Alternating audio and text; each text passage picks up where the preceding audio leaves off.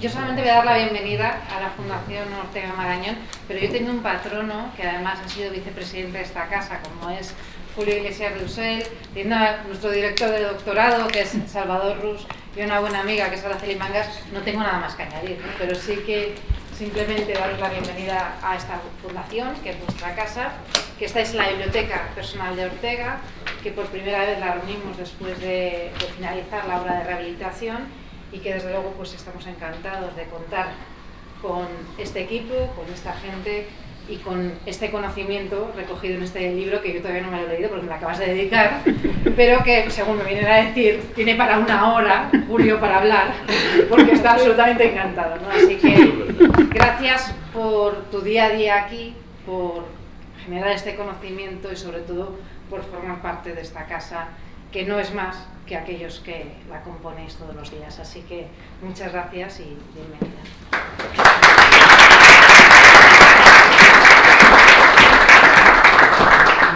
Bien, buenas tardes. Me han dicho que comience yo la exposición.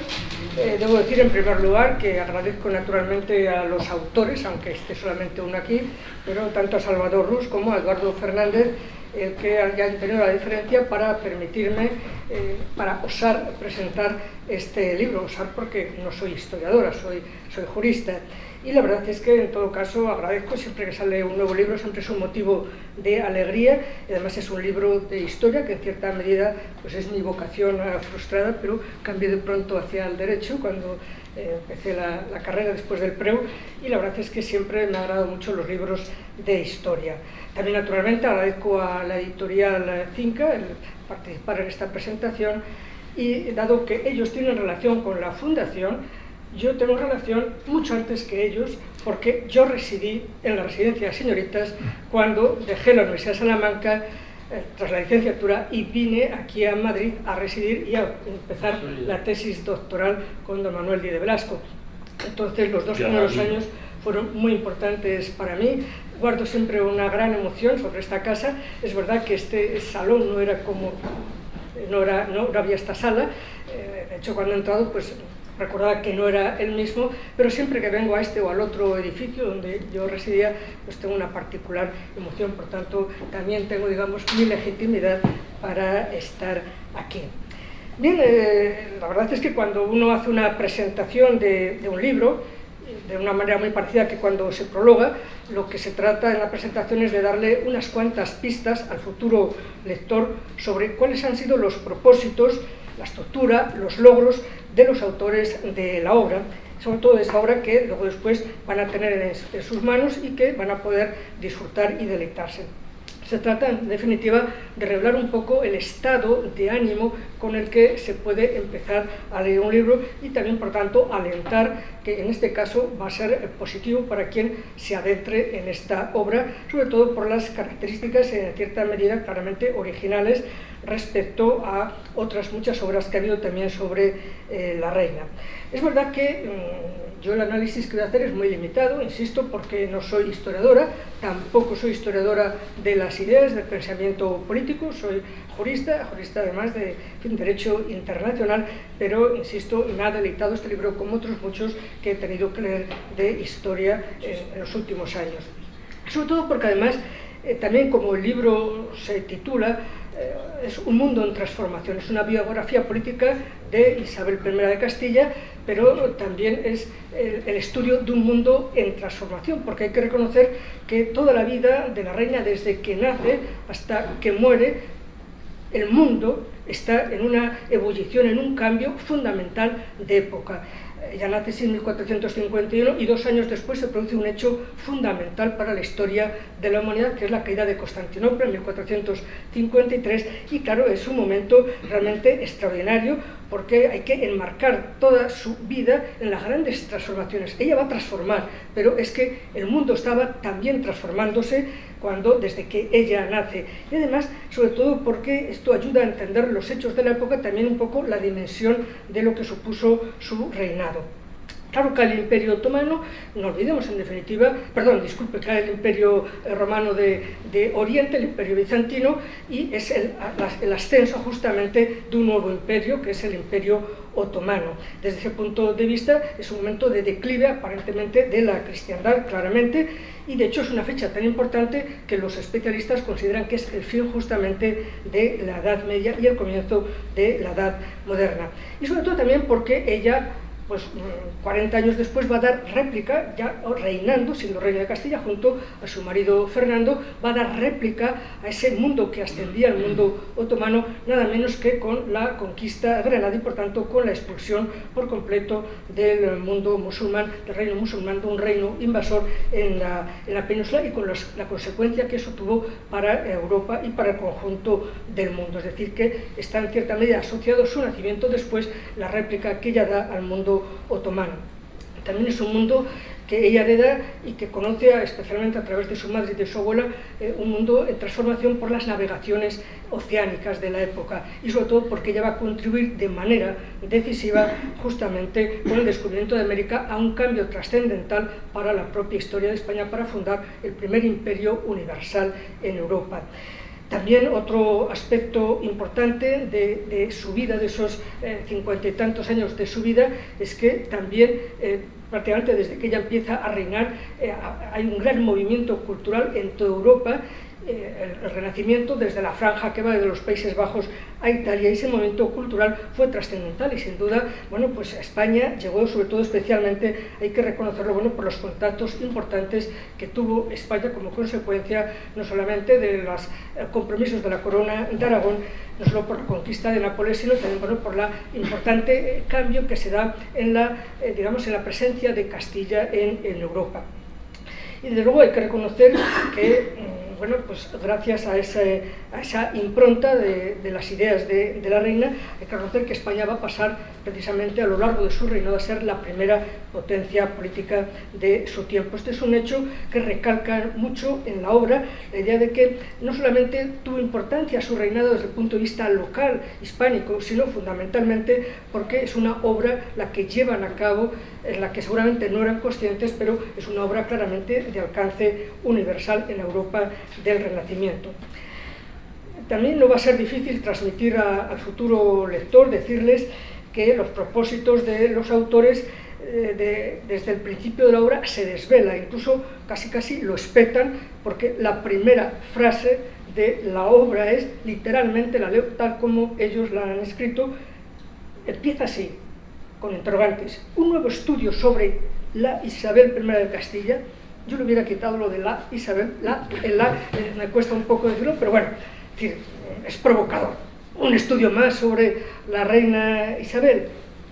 Claro, ellos reconocen que efectivamente que ya hay en este momento, pues no solamente en este momento, sino desde hace mucho tiempo, decenas y decenas. Incluso tienen la deferencia, la cortesía de una de las primeras notas, poner como unos 20 o 30, seleccionar lo mejor, lo que ellos consideran mejor sobre la bibliografía, para decir, esto no es el primero que se escribe, lo primero que se escribe. Es decir, puedo hacer una selección, e incluso cuando uno va a la bibliografía final, son 25 páginas de bibliografía sobre Isabel. Y entonces, claro, empiezan a preguntarse que, bueno, que es cierto, incluso dicen que no hay resquicios para poder tratar cosas nuevas sobre Isabel de Castilla, que es tanta la inmensa bibliografía que es muy difícil, porque ha sido tratado todo, como reina, como madre, como esposa, desde todos los ámbitos, como niña, como mujer, en todos los ámbitos ha sido tratado, y entonces que considerar que efectivamente quedan pocos resquicios. Pero lo que les anima a escribir, y esta es la perspectiva original, y es lo que es el atractivo de la obra, es que no se trata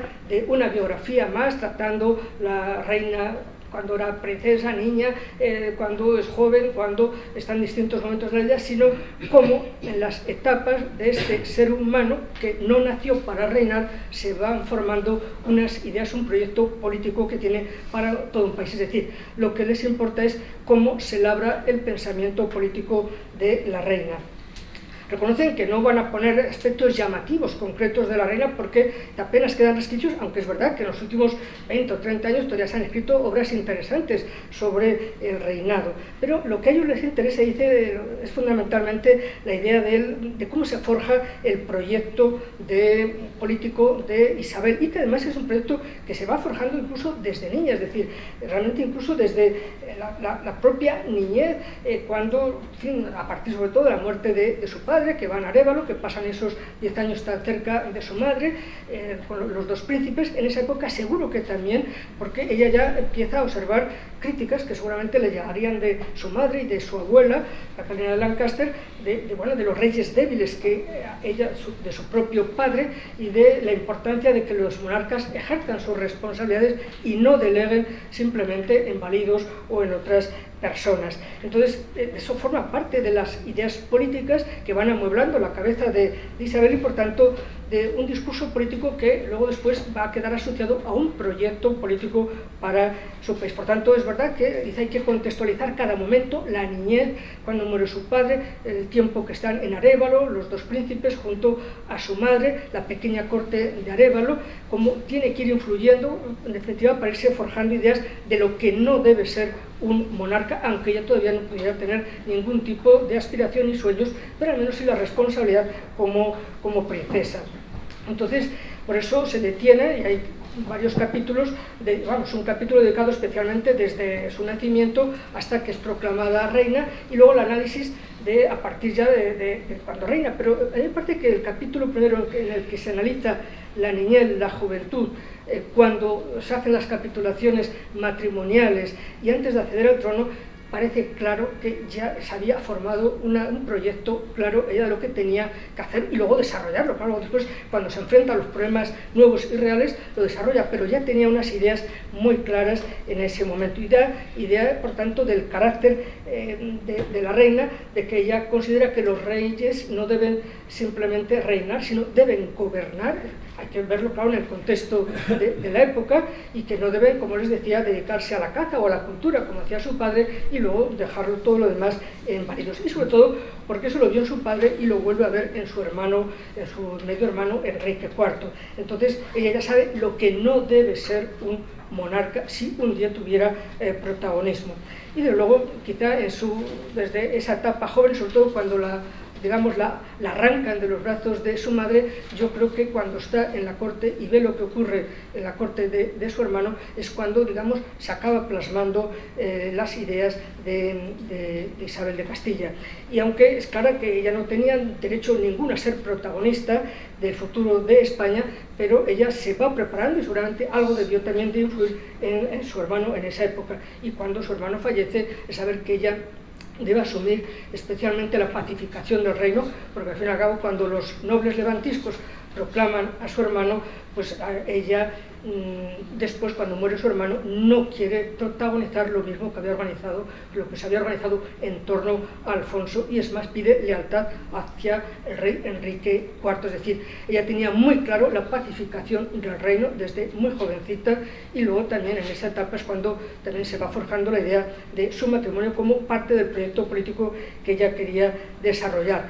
Como dicen nuestros autores, dice que, y lo subrayan muy claramente, dice literalmente, todos y cada uno de los triunfos de Isabel, de las victorias y de las conquistas, son el resultado, dicen, de un continuo, se me ha ido lo que tiene a veces el sistema de un continuo y permanente esfuerzo por conseguir lo que se desea y se merece.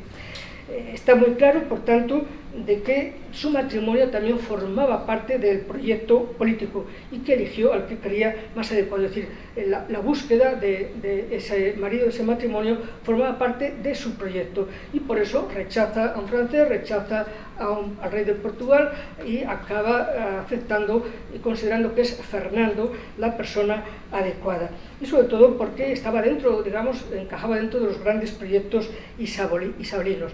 Y de hecho, cuando se casa casa sin autorización de su hermano, en el famoso manifiesto de 1471 le dice a su hermano que su boda no ha sido caprichosa, que ha escogido al azar y que se ha asesorado, es decir, que ya en ese momento, con 17, 18 años, sabía lo que quería para el país. Antes, la pacificación, en primer lugar, que no hubiera problemas de guerras entre los distintos bandos de nobles o los partidarios o no de Enrique IV o de ella, sino también fundamentalmente la idea de la unidad del reino. Y por tanto dice que la persona más adecuada efectivamente va a ser Fernando. Y me gustan mucho las palabras que utiliza la reina en el manifiesto, dice, porque por su naturaleza tan próxima a Castilla, es decir, que ya tenía muy claro la idea de la unión política de los dos reinos, una unión real, primero una unión personal y con el tiempo quizá una unión real, como luego finalmente ha ocurrido.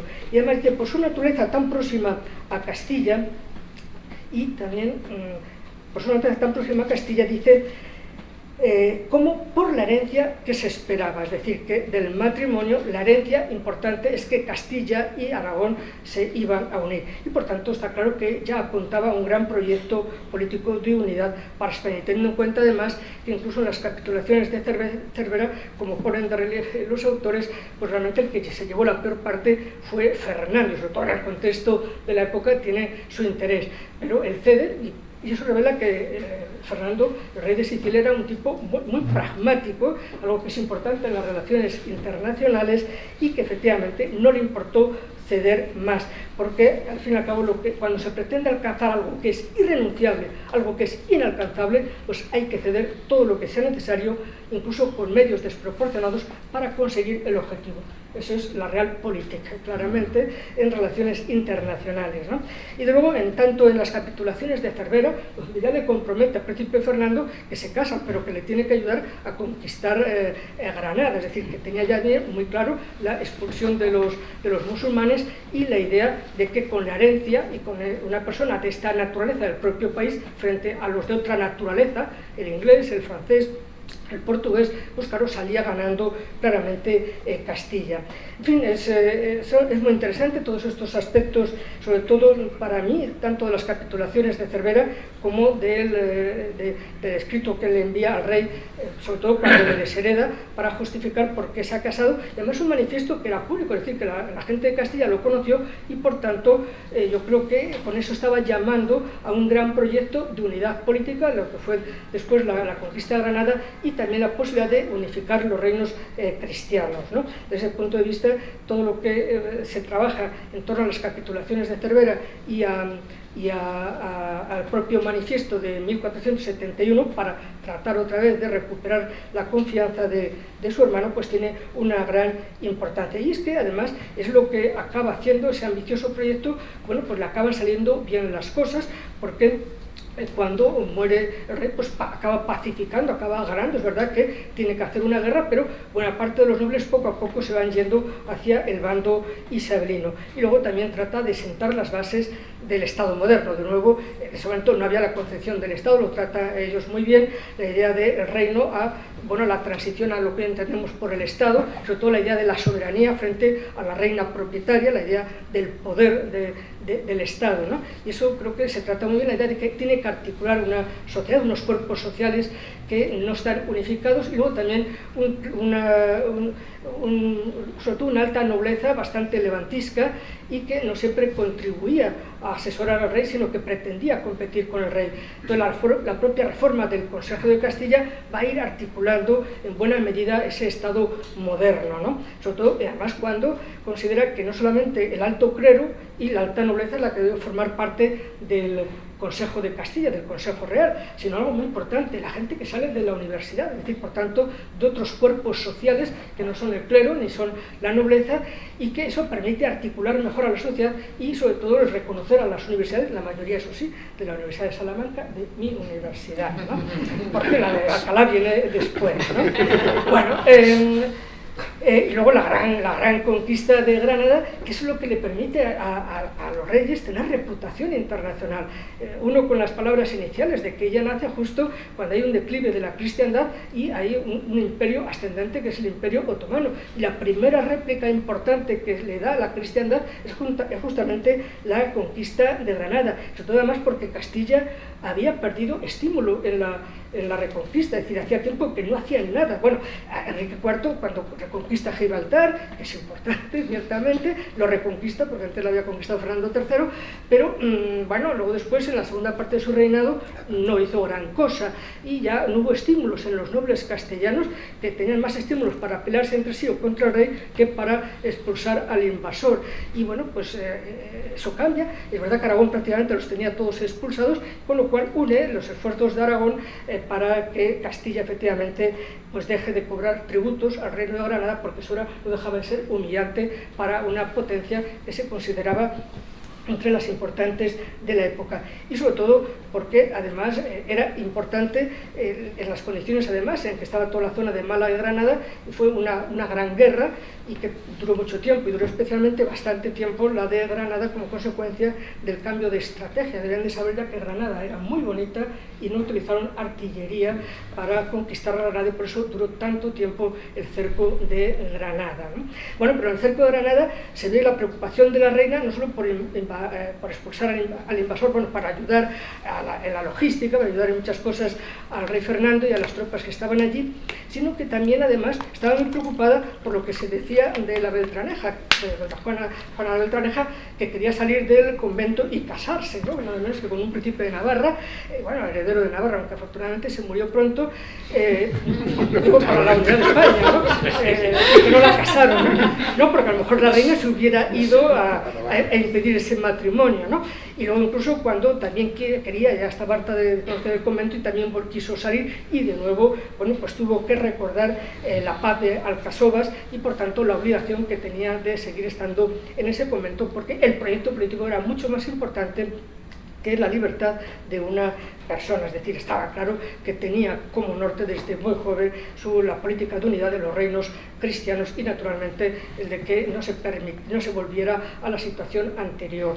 En fin, todos sabemos además cómo incluso la conquista de Granada bueno, pues llamó a mucha gente de Europa. Vinieron muchos británicos, vinieron muchos británicos, ingleses en ese momento, ingleses, franceses, y por ejemplo se dicen muchísimos de Vitoria y muchísimos vizcaínos a la conquista de Granada, porque era la gran cruzada y naturalmente eso le dio una gran reputación a Castilla, esa victoria a Castilla y por tanto a las dos coronas, y eso sin duda, bueno, pues además es en un momento es fundamental porque le permitió también en esa época, es la época de las capitulaciones con Colón, y por tanto al alzarse Castilla y el conjunto de la corona, Aragón y Castilla, como una gran potencia universal.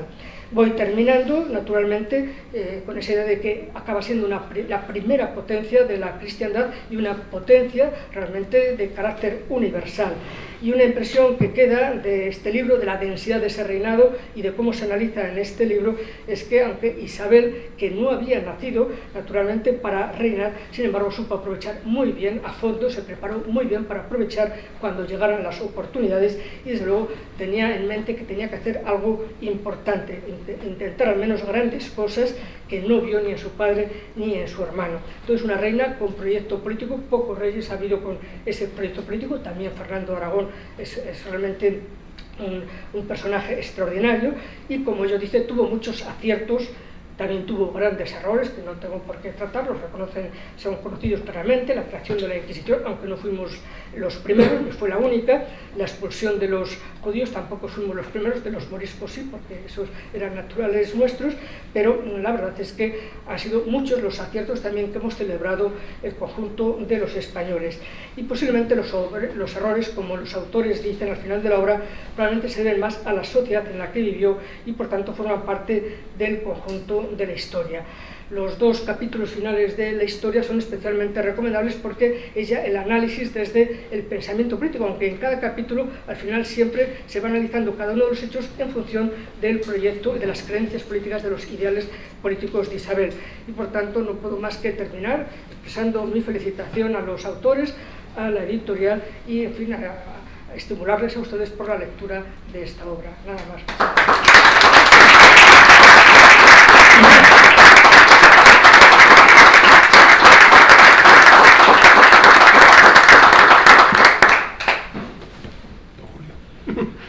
Bueno, yo no tengo más remedio que empezar matizando a Araceli Mangas, porque ustedes han comprobado que se ha autopresentado como jurista y no como lo que es, una intelectual de primera categoría en esta España tan necesitada de figuras de su lucidez, de su cultura y de su sabiduría. Gracias.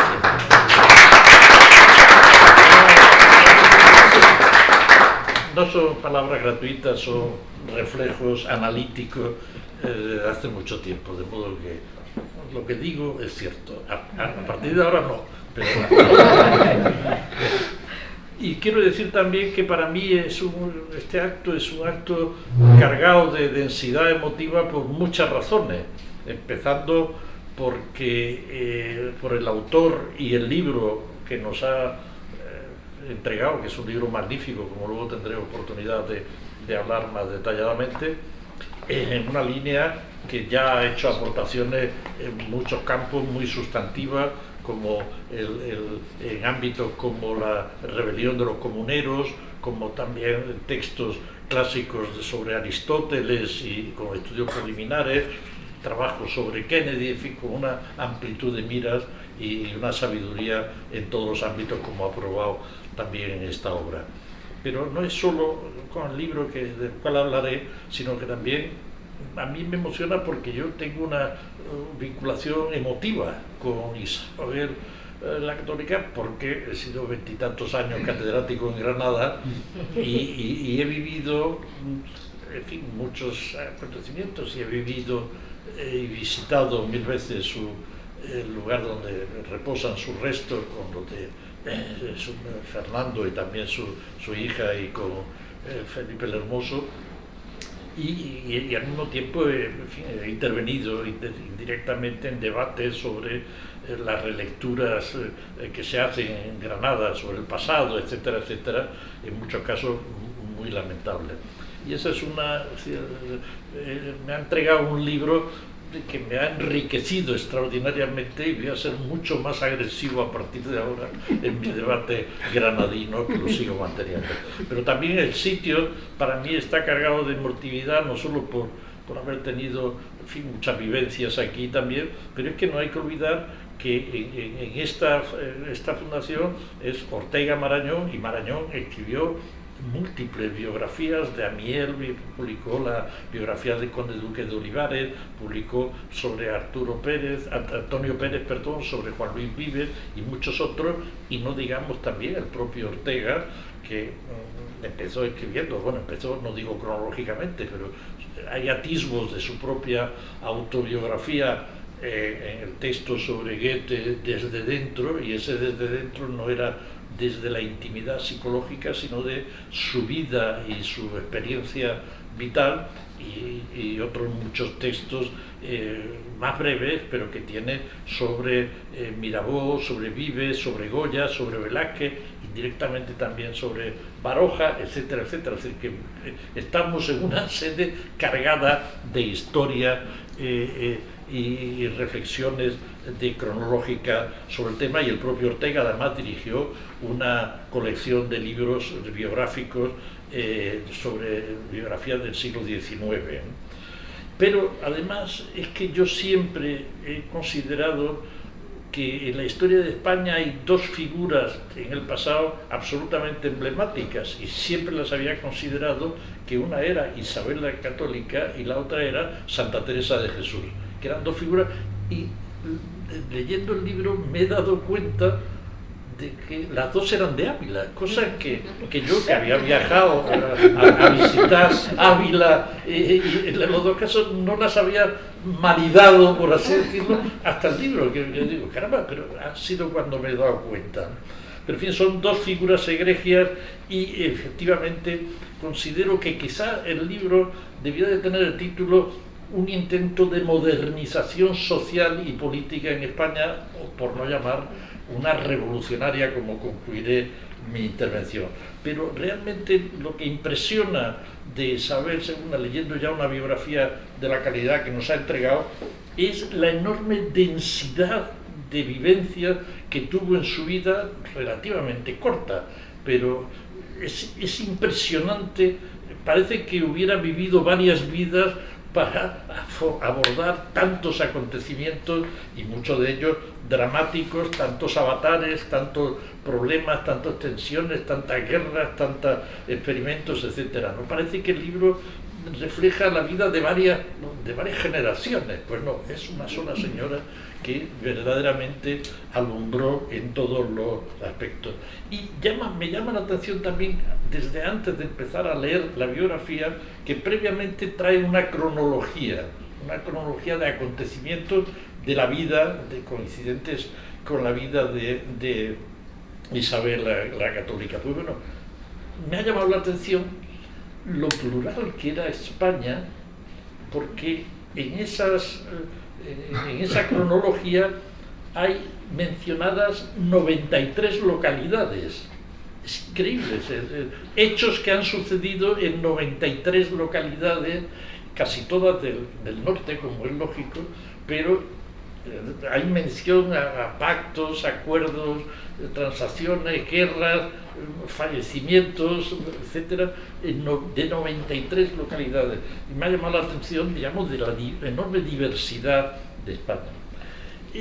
Yo he hecho una lectura extraordinariamente provechosa para mí de la obra, y hay un montón de aspectos transversales que me han llamado la atención y me han enriquecido. Uno de ellos es la personalidad, que lo aborda en la cultura política ya de una manera, la radiografía de la obra, de la vida de Isabel II, y es muy singular. Es una persona que muestra, y ya lo han puesto de relieve, claro, Araceli, la enorme capacidad adaptativa, la enorme inteligencia emocional y existencial que, con un enorme autocontrol y automotivación, en circunstancias extraordinariamente dramáticas que vivió en múltiples ocasiones. Y lo evidenció, desde luego, como bien ha dicho Araceli, en la elección de su propio matrimonio. Es decir, es que rechazó el matrimonio que se le propone con Alfonso V de Portugal, casar con el hijo del marqués de Villena, con el hermano de Luis XI de Francia, y decide casarse con Fernando de Aragón, y para eludir las presiones y los acuerdos previos con sus hermanastro, hace un matrimonio secreto, se casan clandestinamente en Valladolid, y además parece ser que falsificando algunos de los papeles que la burocracia ya consistente de la época requería, porque eran primos segundos y requería una bula especial del Papa para eximir de la dificultad de casarse con un primo hermano, etc. Y fue un matrimonio de razón, eludiendo las presiones para casarse con extranjeros, precisamente porque lo que querían era alejarla de España, y ella tiene la lucidez de decir: de eso nada, yo me caso con la persona que quería vincular el reino de Castilla con el de Aragón y no irse de España. Y desde luego la fortaleza, que es en ese contexto de personalidad, la enorme fortaleza entre las adversidades no pocas y graves que tuvo desde su infancia, porque desde el fallecimiento de su padre, siendo Isabel una niña, me parece que era de 3 años, o sea, fallece su padre, lo alejan de su madre, hostilidades de su hermanastro Enrique IV de Castilla, el prematuro fallecimiento de su propio hermano, que estaba destinado a ser rey, Alfonso, la muerte de su hijo, príncipe de Asturias, de la reina de Portugal y de su hijo, que suscitó esperanza de una posible unión de Portugal, Castilla y Aragón, que se truncaron, las hostilidades de la nobleza, incluso del arzobispo de Toledo, inicialmente, en fin, que la apoyó, pero luego buscó las diferencias, la guerra de sucesión, etcétera. Es decir, es que no le faltó desgracia en el transcurso de su vida. Y no solo eso, sino que las desgracias fueron acompañadas de comportamientos como cuando la alejan de su madre y la trasladan de Arévalo a Segovia, y está casi 10 años separado de su madre por presión del tema del manastro Enrique IV, que la separa para, digamos, condicionarla mejor, etc. Y fueron, como los autores dicen, unos años de soledad, pero fueron unos años de soledad formativa, de maduración, de recapacitación sobre el propio pasado familiar y la formación de unas estrategias de futuro para su propio gobierno, ¿no? Y en ese sentido, ahí fue cuando también analizó muy críticamente la experiencia de gobierno de su padre, en donde yo considero que su padre fue el antimodelo de ella misma como gobernante. El padre era, en fin, se dedicaba a otros menesteres de la caza y tal, como se ha señalado, y sencillamente ella, en fin, rechaza esa experiencia que su padre había dejado con las manos de asesores, etcétera, al gobierno, y eso, digamos, ella asumió que una gobernante tenía que ser una persona activa, y de ahí su grandeza, además, alcanzada por su propio esfuerzo, por su propia convicción, por sus propios hechos, y ella se convenció que nunca podía delegar absolutamente nada, sus responsabilidades eran suyas, naturalmente con los asesoramientos que incrementó y mostró en ese sentido su modernidad, incluso en su gestión cotidiana.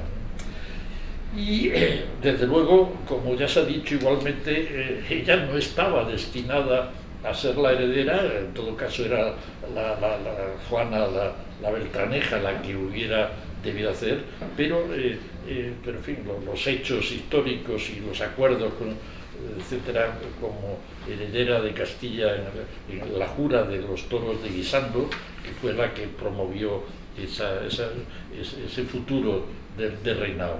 Pero a pesar de que Enrique IV tuvo también posturas oscilantes, y en un momento apoyó esa decisión de ella, de Isabel, como futura heredera, y en un momento posterior volvió a instalar como heredera legítima a Juana, lo cual generó, sí, proclamándose problemas, etcétera. Una de las dimensiones que a mí me hace admirar más, y en la obra está clarísimamente, la entereza de Isabel en defensa de sus derechos. O sea, Isabel no fue una persona que la situaron como reina de Castilla, en absoluto. Fue una luchadora por defender sus derechos. En ese sentido, es una imagen extraordinariamente moderna de una mujer que tiene unas convicciones, que tiene legítimamente unos derechos, y no espera a que se los concedan, sino sencillamente batalla, y batalla con astucia, con energía, buscando siempre el acuerdo, buscando siempre el consenso, buscando siempre incluso la mediación, etcétera, pero luchando con una entereza y una bravura verdaderamente ejemplar. Y por eso mismo es también una imagen tremendamente moderna, ¿no? Y todo lo que hicieron y cómo lo hicieron revela, por ejemplo, el tema que se ha mencionado de la conquista de Granada. Fue mal, la conquista de Granada, tardaron mucho, habían tenido además muy cerca de Granada, donde también está, por cierto, atrás hay un lío con el supuesto AVE a Granada en el pueblo de Loja, que está como a 50 kilómetros de Granada, y ahora hay problemas con el AVE ahí, en fin. Y bueno, pues en Loja fracasaron varios intentos de tomarla, y la toma de Granada, que al final fue entregada, no fue, la batalla final no existió, pero lo que es de una lucidez enorme es hasta qué punto en todas sus acciones supieron recuperar los aprendizajes que le daban las adversidades. Es decir, fue una reina con Fernando, los dos siempre, que supieron sacar luz de las tinieblas, supieron sacar lecciones de sus fracasos, supieron sacar elementos positivos de las adversidades de todo tipo, y la misma gestión de la guerra de Granada les sirvió para darse cuenta que tenían que construir un ejército entrenado, en fin, con tácticas y con instrumentos, etcétera, y que fue parte, digamos, de la modernización también del Estado, un ejército profesional y permanente. Es decir, que en todos los momentos y en todas las adversidades dio, digamos, ejemplo de la luz, de sacar provecho positivo, siempre con una mirada no egoísta, sino de altura institucional, de altura de reforzamiento del reinado, etcétera, y con una perspicacia y con una lucidez verdaderamente ejemplar, ¿no? Y siempre con esos dos objetivos de la unificación de los reinos y, desde luego, la conquista de Granada. Y en ese escenario, como la obra pone de relieve, los extraordinariamente certeros manejos de los tiempos, cosa que es admirable en todos los políticos y hoy se pone de relieve. En fin, cuando se analiza la biografía de alguno de ellos, sencillamente que uno de los elementos más esenciales para tener éxito en las actividades políticas es el manejo de los tiempos, y ahí está Maquiavelo en El Príncipe, que precisamente elogia a Fernando el Católico, que es el príncipe, digamos, el prototipo del príncipe. Está tomado de la biografía también del propio Fernando el Católico, pero y en el transcurso de su largo reinado, que fueron 30 años, desde 1474 a 1504, acreditó siempre manejar los tiempos, los pasos, las actuaciones, las reformas de una manera muy equilibrada, en fin, con una astucia política verdaderamente ejemplar, ¿no? Y porque estaba basado siempre en un análisis estratégico de sus decisiones. Sus decisiones respondían a un programa ideológico, como bien ponen de relieve, y al mismo tiempo consciente que el logro de unos objetivos requería ir paulatinamente, dar unos pasos, ¿no? Y esa estrategia le permitía convertir las adversidades en logros, no solo en el caso de la conquista de Granada como hicieron, pasó exactamente igual en el caso de los problemas del reino de Aragón, a la cual ella estaba obviamente activa participante, en Nápoles. Es decir, siempre actuaron reforzando esa convicción de apoyo mutuo, de interés mutuo de Fernando e Isabel, de coordinación de ambos, de trabajo común, de planificación de las tareas, de mantener, en fin, y la reina hizo muchísimos ejemplos, así como ella se encargaba sobre todo de la planificación de los apoyos de hospitales, de sanitarios, suministros, dinero para las batallas, pero dio la cara también en los propios enfrentamientos militares, incluyendo en la toma de Málaga, en donde sufrió además un atentado, y también en la toma de Baza, también en la provincia de Granada, en otro momento, que va ella misma a dar ánimos a los ejércitos concentrados que están en lucha y hay desánimo por unas u otras circunstancias, y está en primera línea de batalla. O sea que fue una mujer donde se mire verdaderamente aquello. Y eso, como muy bien ha dicho Araceli, la convirtió con los éxitos militares tanto en España como también luego en Nápoles y en Italia en general, en una figura admirada y también temida, los reyes, en toda España, que tenía además una imagen que revertía sobre los españoles de la época, o sobre los reinos, como, digamos, timbre de gloria para los ciudadanos de estar bajo el reinado de unos reyes que eran respetados, temidos y admirados al mismo tiempo fuera de nuestra patria, ¿no? Porque realmente, en fin, la vida transcurre en todo momento sin definir el futuro en términos como hoy lo podemos hacer, pero sin lugar a duda ella, con Fernando, estaba transformando lo que luego hemos llamado la génesis del Estado moderno, estaba sembrando los de elementos, de instrumentos para asentar eso que luego llamaríamos nosotros, se llamaría el Estado moderno. Entre otras cosas, su batalla no fue menos persistente para erosionar no solo el poder de la nobleza, sino también de las órdenes religiosas, que eran la orden de Santiago, la orden de no me acuerdo cuál, eran varias importantes que vienen ahí, y que batalló desde el primer momento por, digamos, erosionar su protagonismo y que revertiera incluso sus propios bienes, que no eran escasos, en la propia monarquía.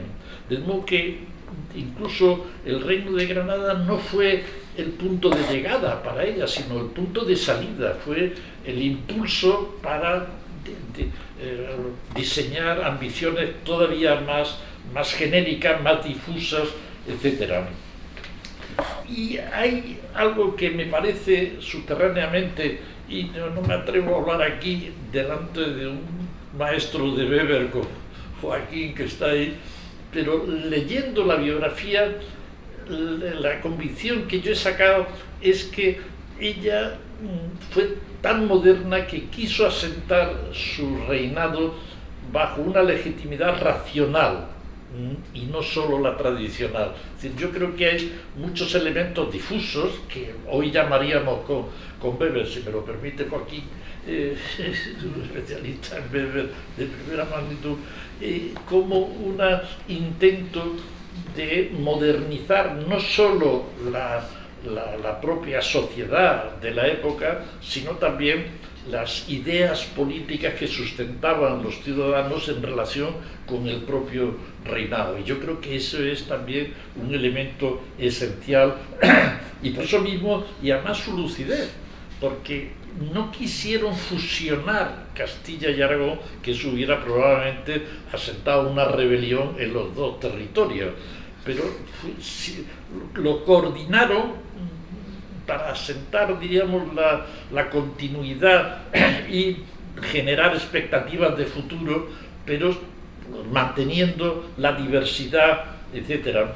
Pero simultáneamente se preocupó, y eso es lo que me llama también la atención, se preocupó de asentar su imagen popular, que casi si hubiera tenido televisión lo hubiera utilizado, el provecho propio, porque utilizó los instrumentos, no hay que olvidar, la imprenta que estaba surgiendo en aquella época, y se están publicando ya los primeros textos en época, pero no solo utiliza la literatura oral y las crónicas de la época sencillamente para difundir las glorias de la monarquía y difundir, hacer popular la monarquía de la época, y en concreto los personajes concretos. es decir, Isabel y a Fernando. En muchos aspectos hace una narrativa del gobierno que incluso la transfiere en otros territorios también a través de los delegados, como muy bien ha dicho Araceli, funcionarios designados por méritos y no por linajes ni por sumisiones, y buscando además, diríamos, frecuentar la política pública, la política práctica de la época en el derecho público castellano, no en filosofías políticas exóticas, sino para vincular, como se estaba haciendo también en la Inglaterra de la época, que es siempre ejemplar, que siempre introducían novedades, pero novedades que las justificaban por el pasado, por un pasado muchas veces interpretado de una manera un poco forzada, precisamente para que no chocara a los ciudadanos de la época, ¿no? Y por eso pusieron a prueba la regeneración del Estado, ¿no? Porque si hubiera querido fusionar los reinos, hubieran producido reacciones negativas en uno y otro ámbito, ¿no? Y procedieron con los reinos como ellos mismos entre sí habían hecho, es decir, marido y mujer conservan la personalidad señera, cada uno equilibrada, pero cada uno dedicado a unas cosas, a unos territorios y con respeto entre ambos, pero con intereses compartidos y objetivos contrarios, comunes.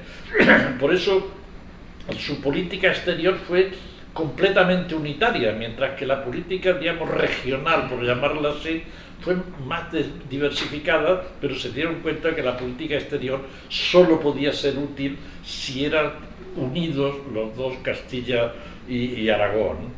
Y a mí me llama mucho la atención también la lucidez que tuvieron en una cosa aparentemente marginal, que es darse cuenta de la importancia de la marina, que es un ámbito que Castilla, pues, era exótico completamente, pero se dieron cuenta que la expansión de Castilla en el Mediterráneo dependía de que Castilla tuviera una marina eficaz, y por eso publicaron muchísimas normativas, entre ellas en Granada en 1500 precisamente, en favor de la construcción y de la construcción de una marina, más, entre otras cosas porque tenía la experiencia, como he sabido, que lo mucho que le costó materializar el viaje de Colón, el primer viaje de Colón a América, porque no había barcos, sencillamente, ¿no? Y entonces tuvieron, y además había que pagarlos, el alquiler, y muchas veces de flotas extranjeras, etcétera. Ellos se dieron cuenta que había que solventar ese problema. Fueron unos reformistas en todos los ámbitos, pero reformistas con lucidez, ¿no? En todos los aspectos. Igualmente, en la reforma de la administración central, cubrir todos los puestos del Consejo Real y los otros consejos, muchos que había de las Indias, etcétera, con personal especializado, muchos de ellos, en fin, licenciados en Salamanca y en Alcalá luego también, y defendiendo siempre y además sin ser en absoluto sectarios, es decir, designaron en múltiples ocasiones a personas que se habían destacado por el apoyo a la Beltraneja en la guerra civil y la guerra de sucesión, y sin embargo, digamos, fueron extraordinariamente generosos y extraordinariamente lúcidos para, digamos, integrar a todos los elementos de la sociedad. Es decir, son, en fin, son ejemplares en la macropolítica y en la micropolítica de la época, ¿no? Y esa modernidad se muestra también, como decía, en ese esfuerzo por proyectar su imagen y su popularidad, ¿no? Las innumerables crónicas que se publican en la época están llenas, como bien se analizan, de exaltaciones descriptivas de los aciertos de Isabel y de Fernando, y naturalmente con toda con toda precisión sobre los hechos. Yo creo que al final de todo los autores utilizan dos conceptos, y el de ideología y el de mentalidad, y los dos los utilizan. A mí me parece más realista el de mentalidad que el de ideología. O sea, la ideología da idea de más de un espíritu objetivo, de una realidad cerrada, más articulada, y me gusta más cuando utilizan, y tengo aquí referencias concretas, la página 212, por ejemplo, que utiliza el término de mentalidad. Y yo creo que refleja mejor la fluidez de sus propias convicciones, el concepto de mentalidad que por otra parte tiene raigambre histórica, como está mencionado también en el libro de Burja sobre la cultura del Renacimiento en Italia, que está citado, y algunas otras.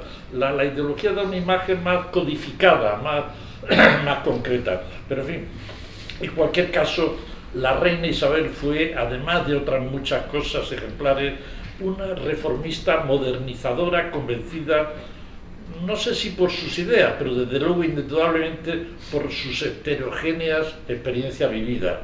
Aprendió en todo momento y supo que las cosas requerían reformas, mejoras, por el bien de la población y de la propia monarquía. No sé si entre los muchos elogios y ditambos que se le han dirigido en innumerables biografías y ensayos, alguna vez se le ha calificado como revolucionaria, pero a mi juicio es lo que merece. Y además voy a acudir a una fuente inapelable, a Marx, en su tesis sobre Feuerbach, que emitió aquella conocida afirmación de que, decía literalmente, hasta ahora los filósofos a lo largo de la historia se han limitado a dar diversas interpretaciones del mundo, pero lo que de verdad hay que hacer es cambiarlo. Pues bien, eso fue lo que hizo Isabel la Católica, cambiar la sociedad española, cambiar la modernización, modernizar la sociedad española, cambió el reino, lo modernizó, lo engrandeció, y no solo en América, y lo transmitió preparado para el nacimiento del Estado moderno. Leyendo la magnífica biografía, a mí me ha dado mucha pena de que no todos sus sucesores tuvieran la misma gigantesca magnitud. Muchas gracias.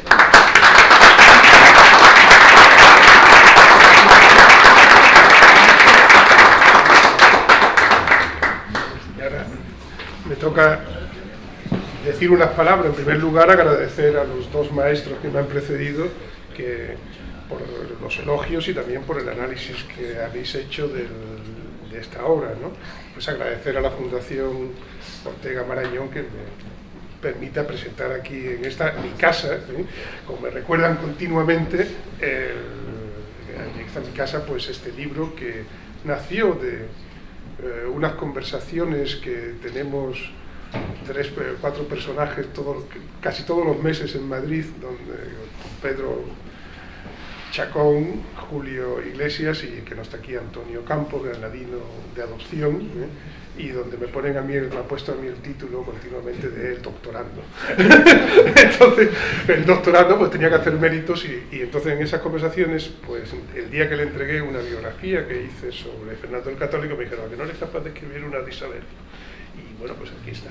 Entonces, ese es el reto. Pero también surgió porque yo he desarrollado toda mi vida profesional como catedrático en la Universidad en Castilla y León, y Castilla me ha dado mucho, y yo le he dado pues lo poco que he podido darle, ¿no? Y también surgió porque, como decía Machado, cuando le preguntaban, que es Machado, el paisano mío, sevillano, y cuando le preguntaban por qué vivía en Castilla y no volvía a Sevilla, dijo, lo escribió en un verso, y dijo aquello de, yo en Sevilla nacía la vida, pero en Castilla nacía el amor. Y eso, pues yo creo que son 4 razones importantes que me llevan a escribir esta obra. Y sobre todo es un personaje, como han puesto de relieve antes, de un extraordinario interés. Se ha analizado de verdad casi todo de Isabel, no sé si todo, pero casi todo, pero no se había estudiado la evolución de una persona que no tiene una formación específica para reinar. No tuvo preceptores, no tuvo ningún manual de príncipes, se le dedicó a ella, nada. Pero una persona que llega a reinar, pero llega a reinar en una coyuntura complicadísima, que es la transformación de un mundo que, como escribió su marido Fernando el Católico al embajador en Roma en 1510, que ella ya no vivía, pero en esa carta tiene una frase genial, ¿no? El mundo se está haciendo del todo nuevo. Pues Isabel vivía en un mundo que se estaba haciendo del todo nuevo, un mundo que no estaba preparado para empezar, hay que decirlo así, para que una reina reinara. Y de hecho, uno de los problemas que tienen en la proclamación de Isabel, porque los reyes de Castilla no se coronan, se proclaman, pues es que Fernando piensa y escribe que va a ser rey de Castilla, porque como hombre tiene la preeminencia. Y hay un lío ahí importante. Y entonces, yo quisiera decir que a Isabel se lo pueden definir con dos palabras, una de su personalidad y la otra de su obra. Y son dos palabras. Una la usa Aristóteles en la Ética Nicómaco, que se llama spodaios. Es decir, aquella persona que hace lo que tiene que hacer cuando tiene que hacerlo. Y esto es siempre en Isabel. Reivindica sus derechos, pone doblones excelentes de Castilla a disposición del rey para que pueda hacer la guerra de Granada, se empeña en que tiene que casarse con Fernando porque es lo que tiene que hacer y lo hace. Podemos poner muchos ejemplos. Y la segunda palabra es integradora. Julio lo ha dicho hace un momento, y Araceli también, más que buscar la unión, busca la integración. O sea, los reinos de Castilla y Aragón no podían fundirse como se pueden fundir dos nubes en una. No era posible, aunque fueran trastámara. Era una unión de reinos en las personas, pero no en los reinos. Porque hubiera creado un terremoto.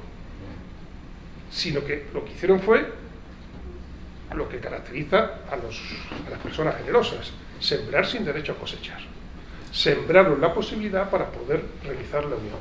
Que su nieto Carlos, al que no conocieron, fue el que restauró, el que se coronó después de muchos siglos, casi 8 siglos, fue el que reinó sobre una España unida. Y de hecho, cuando Carlos se presenta en 1519 a la coronación, a la elección imperial, el folleto que manda es, el título que pone es Carlos Rex Hispaniae, rey de España, genitivo singular, mientras que los reyes católicos se conocen como Reges Hispaniarum, reyes de las Españas. No es que España fueran muchas, sino que es que había dos reinos en España, dos o más, ¿no? Entonces es una mujer integradora, integra diversos elementos para conseguir los objetivos que quiere conseguir. Y tiene muy claro el proyecto político. El proyecto político es, primero, acabar con la presencia musulmana en la península ibérica. En segundo lugar, ya iremos a los condados pirenaicos. Pero primero, lo que es primero, guerra que dura 10 años o 12 años prácticamente, y muy larga y muy pesada y tal, ¿no? Pero ahí demuestra su capacidad para imponer. Para imponer no, es decir, yo tengo claro esto y hay que hacerlo. Igual que tiene claro el que Colón puede reportar beneficios. Igual que tiene claro que hay que seguir la conquista por el norte de África. Igual que tiene claro cómo hay que hacer una política matrimonial para engrandecer el reino y aislar al enemigo de verdad que tiene España, que es Francia. Igual que tiene muy claro que el haber tenido muchas hijas que podía ser un inconveniente, se convierte en una ventaja para desarrollar esa política matrimonial. Es decir, a la adversidad le da la vuelta para conseguir de ella un beneficio. Es decir, no es una mujer que se pare ante los problemas, sino que convierte esos problemas en posibilidades de mejora. Entonces, eso también te extraña, ¿no? Porque dice, una mujer en estos momentos donde es tan importante los hombres son los que dirigen la guerra, los hombres son tal, que tenga esa claridad, pues llama la atención. Pero cuando se leen sus textos y cuando se leen sus cartas y cuando se leen su biografía, nos damos cuenta de otro elemento fundamental que tampoco se ha analizado con mucha en la literatura, que es una mujer que consigue el poder. Se proclama reina de Castilla, pero desde que consigue el poder hasta que termina su vida, lo que hace es transformar ese poder en autoridad, es decir, en reconocimiento social de su capacidad para reinar. Algo tampoco fácil. Y entonces, esa mujer, ¿cómo consigue cómo se demuestra esa autoridad? Cuando va a los campamentos y la alaban, cuando entra en Perpiñán y la alaban, cuando va a Barcelona y en vez de tener un problema, como tuvieron los reyes de Aragón continuamente en Barcelona, se le hace un recibimiento maravilloso. Cuando en todas las facetas se ve que hay una aceptación de su persona. Una aceptación, incluso diría por encima del estratega y del gran estratega que es Fernando. Entonces, es una mujer que entiende cuál es su papel, pero también entiende cuál es el papel de Castilla. Una vez que se ha terminado la conquista de Granada, hay dos objetivos. Uno, la hegemonía europea, o sea, la hegemonía de la cristiandad, y para eso hace falta lo que dicen algunos autores, por ejemplo, el famoso catedrático de la Universidad de Salamanca, Manuel Fernández Alba, hacer la gran política europea. Y para eso hace falta dinero. ¿Y quién tiene dinero? Isabel. Pero también Isabel sabe usar, lo que diríamos hoy, las redes sociales. Hoy diríamos redes sociales, pero no existen en ese momento. Por ejemplo, cada edificio que hacían ponían el escudo de los reyes católicos. Usaron las monedas como elemento de propaganda, continuamente, una y otra vez, para que se viera su esfinge. Curiosamente, todas las representaciones que yo he visto en libros de Isabel la representan como lo pensamos que era rubia de ojos claros, ojos garzos, dicen que son una mezcla entre verde y azules, ¿no? Entonces, bueno, es una mujer que se conoce. O sea, es decir, no es una mujer que está como los reyes allá donde brillan las estrellas, inaccesibles, sino que está con ellos.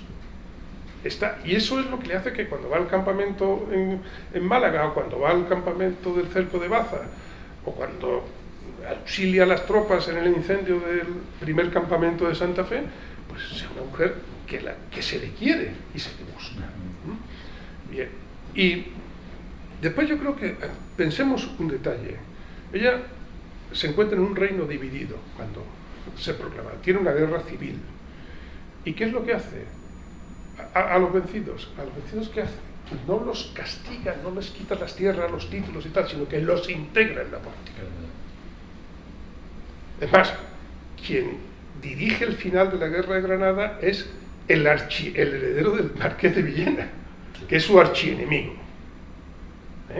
Bueno, es decir, integra. ¿Por qué? Porque comprende que todos son necesarios. Nadie es imprescindible. Eso por un lado. Pero por otro lado, pensemos que de un reino dividido, que se nace con una guerra civil, que se supera esa guerra civil, cuando muere Isabel, la presencia de Castilla está en 3 continentes: Europa, África y América. Y además fue capaz de hacer una raya en el agua del Mediterráneo para construir una autopista donde circularon las naves españolas, ¿no? Digo ya españolas porque el gran rendimiento de América se hace ya con la unificación de los reinos, ¿no? Bueno, pues eso es una mujer que no estaba preparada para reinar, que no estaba prevista que reinara, que no era capaz, que había nacido hija primera de un segundo matrimonio, su marido, hijo primogénito de un segundo matrimonio, y no estaba llamada para nada, que nadie reparó que cuando nació de la importancia que tenía, que pasó muy desapercibido su nacimiento en un pueblo pequeño, muy pobre actualmente, de la provincia de Ávila, Madrid de las Santas Torres, y que llegó a reinar, y que fue una gran reina, como se ha puesto de relieve, y que fue un ejemplo para muchos otros. Y yo voy a terminar con el título de católicos. Es decir, ¿por qué se le da el título de católicos? Tiene que ver con el derecho internacional, levemente, levemente. Es decir, el rey inglés es el defensor fidei, el defensor de la fe. El rey francés es majestad cristianísima. Voy a contar una anécdota moderna que la he contado otras veces. El primer papa que va a las Islas Británicas es Juan Pablo II. Y Isabel II, que era todavía jefa de la Iglesia Anglicana, lo recibe. Y la única joya que lleva puesta, en su vestido es la distinción, digamos, no sé cómo decir, la medalla, pero no es una medalla, pero es un broche que le dio el Papa a Enrique VIII cuando lo nombra defensor fidei. Yo digo que eso es sutileza y es delicadeza. O sea que es... pero bueno, eso lo pueden hacer esas grandes reinas, ¿no? Bueno, lo que quería decir que... ¿qué título se le puede dar a los reyes católicos? A los reyes de España, de las Españas. Se da el título del reino reyes católicos. Católicos es un adjetivo que en griego significa katholou, que significa universal, que es lo que Platón lo usa muchas veces como el universal, y Sócrates en sus diálogos, bueno, los diálogos que recoge Platón. Pero la cuestión es, ¿por qué universal? ¿Por qué por encima de los demás? Bueno, es un título que da el Colegio Cardenalicio Reunido, que es la representación de la Iglesia Universal, para dárselo a unos monarcas universales. Que eso tiene su correlato, ese título, con lo que ocurre en 1515. Ya no vivía Isabel, pero sí vivía Fernando. Que cuando se pone en el incendio del Borgo, en lo que es actualmente el Vaticano, se hace en la sala donde están los reyes más importantes de la cristiandad. El único rey vivo que se representa es Fernando el Católico, con una cartela arriba que dice Ferdinandus Rex Catholicus, ¿cómo se dice? Ferdinandus Rex Catholicus Propagator Imperii Christiano. Es decir, el Fernando Rey Universal, que es propagador, un título de los emperadores romanos, del Imperio Cristiano. Es decir, ¿qué es lo que se está reconociendo? Una autoridad sobre los demás, moral sobre los demás reyes, y una autoridad para poder realizar lo que realizaron posteriormente, que fue la conquista, descubrimiento, conquista, evangelización, etcétera, de las tierras, ¿no? ¿Eso qué significa? Es el reconocimiento de ese prestigio que tiene la monarquía española, la monarquía aragonesa, castellano-aragonesa, en ese momento. Y es lo que le permite alzarse como los ejemplos a imitar por los demás reyes. Y termino con lo que se ha dicho brevemente, es decir, la atracción que tienen los reyes se muestra en la conquista de Granada, cómo atrae a jóvenes nobles de otros reinos que querían tener, digamos, conseguir el ennoblecimiento a través de las gestas que sus mayores habían hecho, y ellos tenían la oportunidad de hacer en ese momento. Y eso también significa un reconocimiento que finalmente se consigue con la felicitación de la Sorbona por haber conquistado Granada, ¿no? Bueno, creo que es una mujer que merecía una biografía desde el punto de vista de su situación en un mundo cambiante y en transformación, y no solo viendo el exterior, pero también viendo cómo ella interactúa y cómo es una persona fundamental en esa transformación, que es la que dará lugar posteriormente a lo que se representa en los cuadros de Velázquez, que es la entrega del vencido flamenco de las llaves del primer imperio universal o moderno a la corona de España. Pues muchas gracias.